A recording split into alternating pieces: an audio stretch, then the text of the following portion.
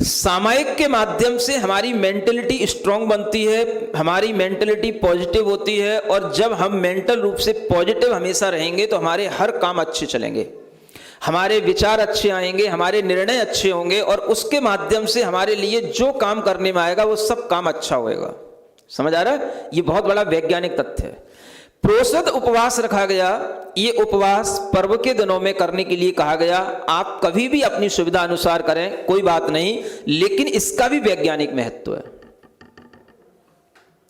ऐसा आर्टिकल मैंने एक बार पढ़ा था जब मैं गुरु महाराज के पास में था, संघ में था, आचार्य महाराज ने पढ़ाया था।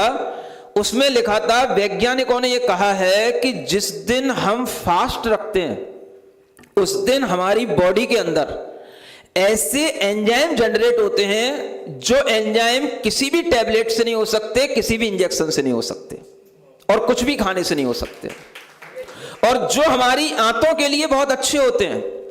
कब्ज की शिकायत, अनेक तरीके की पेट की बीमारियां, उन सबको दूर करने के लिए वो एंजाइम काम में आते हैं। ऐसे वो एंजाइम केवल उपवास और उपवास के दिन ही निकलते हैं, शरीर से अपने आप रिलीज होते हैं।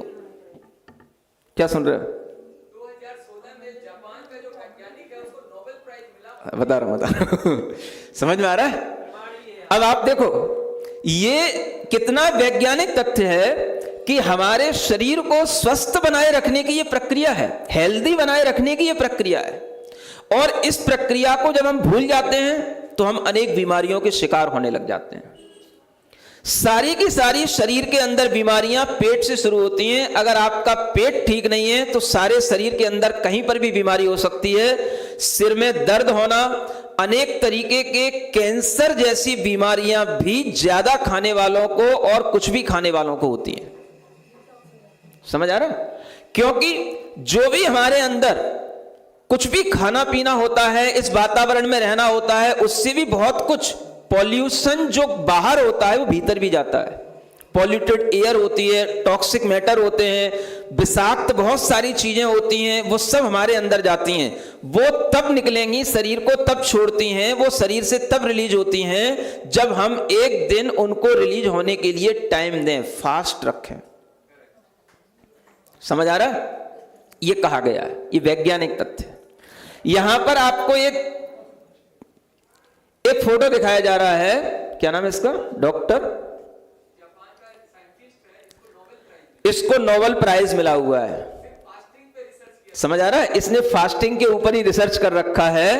और एक और इसके अलावा जानकारी आई थी, अभी कैंसर की बीमारी से लड़ने के लिए अब तो डॉक्टर भी कहने लगे हैं, डॉक्टरों का भी ये विश्वास बन गया है, कैंसर की बीमारी को दूर करने के लिए जितना सटीक उपाय कम खाना या उपवास करना है, उससे अच्छा उपाय, उससे अच्छी कोई औषधि नहीं है।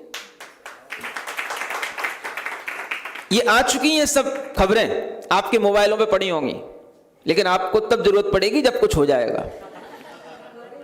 समझ आ रहा है? कुछ ना हो इसलिए आचार्यों ने सब पहले से उपाय बता करके रखे हैं।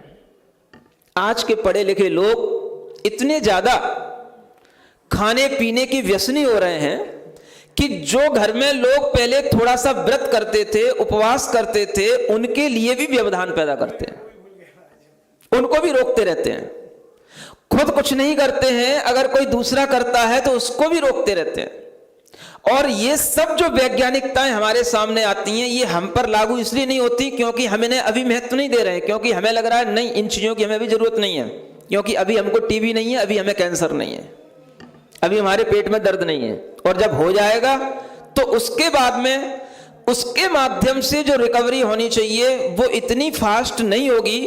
अगर वही चीज आप पहले से ही करते रहें तो वो बीमारी क्यों हो?